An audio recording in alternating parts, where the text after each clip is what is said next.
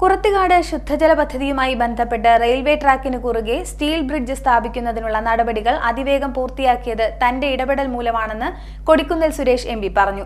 ഇതിൽ മാവേലിക്കര എം.എൽ.എ. എം.എസ്. അരുൺകുമാറിന് യാതൊരു റോളുമില്ലെന്നും റെയിൽവേയുമായും കേന്ദ്ര പദ്ധതികളുമായും ബന്ധപ്പെട്ടുള്ള പ്രവർത്തനങ്ങളിൽ എം.എൽ.എ. കാണിക്കുന്നത് രാഷ്ട്രീയ അല്പത്തരമാണെന്നും കൊടിക്കുന്നിൽ സുരേഷ് എം.പി. വിമർശിച്ചു. കുറത്തിക്കാട് ശുദ്ധജല പദ്ധതിയുമായി ബന്ധപ്പെട്ട് റെയിൽവേ ട്രാക്കിന് കുറുകെ സ്റ്റീൽ ബ്രിഡ്ജ് സ്ഥാപിക്കുന്നതിനുള്ള നടപടികൾ അതിവേഗം പൂർത്തിയാക്കിയത് തന്റെ ഇടപെടൽ മൂലമാണെന്ന് കൊടിക്കുന്നിൽ സുരേഷ് എം.പി. അറിയിച്ചു. ഇതിൽ മാവേലിക്കര എം.എൽ.എ. എം.എസ്. അരുൺകുമാറിന് യാതൊരു റോളും ഇല്ലെന്നും എം.പി. പറഞ്ഞു.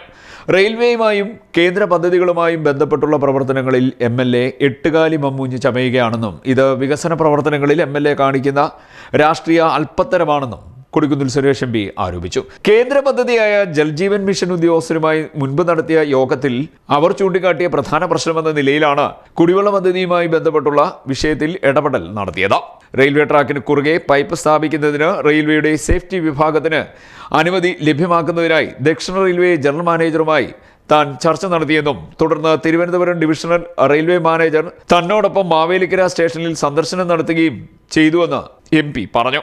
കഴിഞ്ഞ മാസം തന്നെ പൈപ്പ് സ്ഥാപിക്കുന്നതിനായി റെയിൽവേയുടെ സേഫ്റ്റി വിഭാഗത്തിന്റെ അനുമതി ലഭ്യമായിരുന്നെങ്കിലും ശബരിമല സീസൺ ആയതിനാൽ നിർമ്മാണ പ്രവർത്തനങ്ങൾ നീട്ടിവെക്കുകയായിരുന്നു. പൈപ്പ് സ്ഥാപിക്കുന്നതിലെ പ്രായോഗിക ബുദ്ധിമുട്ടുകൾ പരിഹരിക്കുന്നതിലടക്കം താൻ ഇടപെട്ടിരുന്നതായും കൊടിക്കുന്നിൽ സുരേഷ് എം.പി. പറഞ്ഞു. നിർമ്മാണ പ്രവർത്തനങ്ങൾ നടക്കുന്ന ദിവസം തന്റെ സാന്നിധ്യം നിർമ്മാണ സ്ഥലത്ത് ഉണ്ടായിരിക്കണമെന്നും നേരത്തെ ഉദ്യോഗസ്ഥരുമായി നടത്തിയ യോഗത്തിൽ അറിയിച്ചിരുന്നതായി എം.പി. പറഞ്ഞു. പൈപ്പ് ലൈൻ സ്ഥാപിക്കുന്നതുമായി ബന്ധപ്പെട്ടുള്ള യാതൊരു പ്രവർത്തനങ്ങളിലും ഏർപ്പെടാതിരുന്ന എം.എൽ.എ.